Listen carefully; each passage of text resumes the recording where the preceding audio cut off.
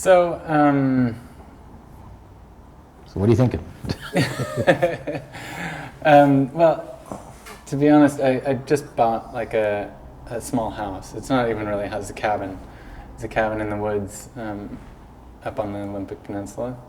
Right now it's just a box. It's like a roof and a floor and walls. And so I'm at this point where I have to design a house somehow. Right.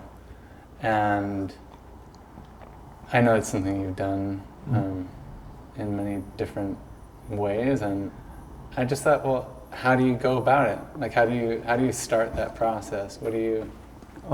I start very conventionally. You know, in terms of like the first thing I do, I probably put it on the computer. Mm-hmm. That's usually the way I start. Yeah. And then I try to sort of understand what it is and how big it is, how big it feels, how big I think it's going to feel. And then I just start programming things. Mm-hmm. And then as you program things, relationships start to emerge, and then I start to sort of think about the motions between things I've done, things I'm interested, things that are there.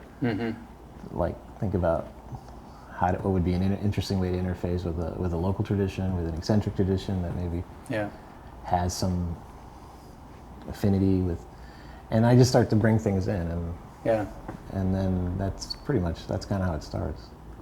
You work with a floor plan? What kind of drawings do you do on the computer? I do it on the computer. Yeah. And then I just kind of build it really simply, like, you know. And then once that gets sort of like understood, then I start to change it. Since I generally can make really rudimentary drawings on the computer about what I'm interested in and what I want to do, I usually kind of have a pretty good baseline to begin with. Like, the thing's not going to change dramatically once I understand what I want to do. Yeah. You know, it's going to get more refined. Yeah. You know, like, and it depends. And it's like there's a lot of languages going on inside your head when you're sort of conceiving these kinds of spaces. So, like, how much is drawn out, and then are there things that you walk through the space and sort of are able to just describe to a contractor? A lot of the finishes and things like that, they get worked out like physically in the studio, and sometimes we'll actually do the finishing ourselves. But even when we don't, we'll usually provide some pretty extensive prototyping in-house. Yeah, it's in the studio, so I have a lot of control in terms of like editing and kind of installing a kind of a investigatory process in developing something. That's not necessarily even driven by drawing or anything like that. But it's more driven by it's physically they're things, and it's like you find a material, you kind of like figure out a way to use it, and things like that. Yeah, and then a space is finished, and you're using it. Do you find yourself changing it from time to time? Yeah, all the time. All the time. I mean, it's like, you know, it's with building to some degree. I've sort of figured out a way to sort of install a kind of a very eccentric kind of reflexivity in it. And most of the things that I've built, you know, like, people have asked me to do in a way that they kind of keep they kind of stay sidelined in that process. Right. For reasons that are strange in some degree. That it's like, you know, you're hiring an artist to make a place for you to be. Yeah. A lot of people hire architects because they feel overwhelmed about all the decisions required to put together a space to live. Yeah. Yeah, I'm feeling a little bit that way myself with this project I have. But it's not overwhelming to function like an architect. It's not. No. It takes time, and it takes a long time to build something. And the thing that's nice about that is that if you understand that, and you actually kind of use it as a place to make, you know, you use that duration of that time as a space to make decisions, and it's actually really fun. This is really interesting because up until this point, I think most of the work I've done has always been really like episodic, like for exhibitions basically. To finally have a space that might take, like, you know, 3, 5, who knows, 5 years, something like that. To think in that time frame, and like you say, to be working as that thinking process is happening, it's really interesting. You get to literally like live inside the idea. It's cool. I think it's also the process of thinking about a space where you go from macro to micro. It's something I think about, like if you're designing your house and then at the same time designing a lamp, right? Like you're coming in and out. I think I always think about scale physically in a sense. And it's like, it's, when I design lamps, one of the things I think about is like how much space they'll make. In other words, like what happens when you turn the light bulb on and it actually permeates and kind of makes patterns on the walls and things like that. And I think of it as more like this kind of it's almost like a filter or something to make different sort of painterly qualities or something on the wall. Can I bother you for a cigarette? I would love to have a cigarette myself, but I've quit, so. Oh, sorry. I wish I could quit. So speaking about the project in Tecoh, and one of the things that really struck me, he said you were designing the place without a program. The programmatic in a project like that is so vague that it's really not much. It's not a program in a sense. It's like no one quite knew what it would be eventually used for. And generally programs are, in architecture it's used as a very important organizing principle. Yeah. For how you make decisions. Yeah. About what you're doing.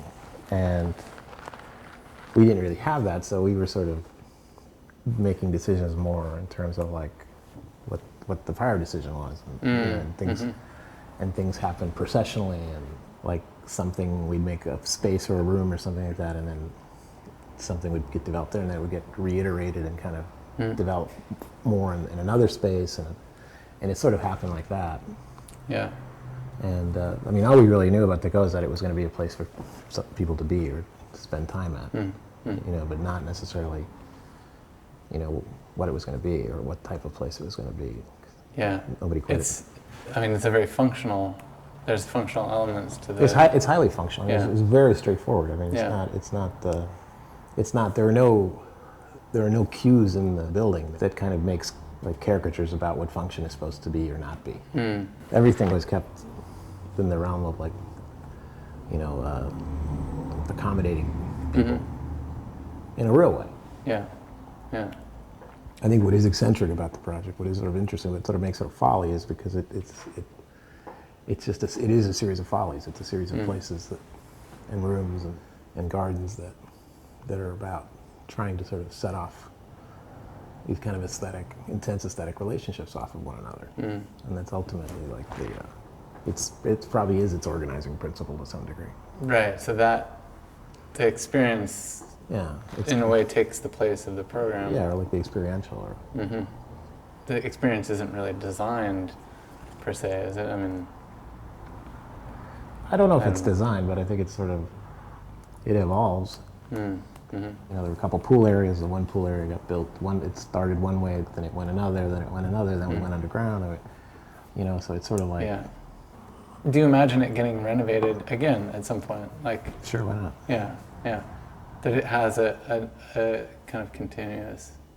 Yeah, absolutely. It's like, if you'd left that place on its own for 5 years, you'd have trees growing out of the buildings and stuff like that. There's never anything traumatic or tragic about that becoming something else or something like with me or without me, it doesn't really matter. Yeah. I don't believe that things are autonomous or that they're actually like an artwork if it's worked and shaped in a kind of a serious or sort of important enough way, it's going to like contain something that will sort of endure. Like if somebody doesn't really take care of that work, it could end up as a beam in someone's project. So, you know what I mean? It's like it's not. It's very clear why these things endure, why they stay visually intact. Right. What happens if you kind of bring a perceptual project about intensifying perception or sort of using it in some way or directing it in some way?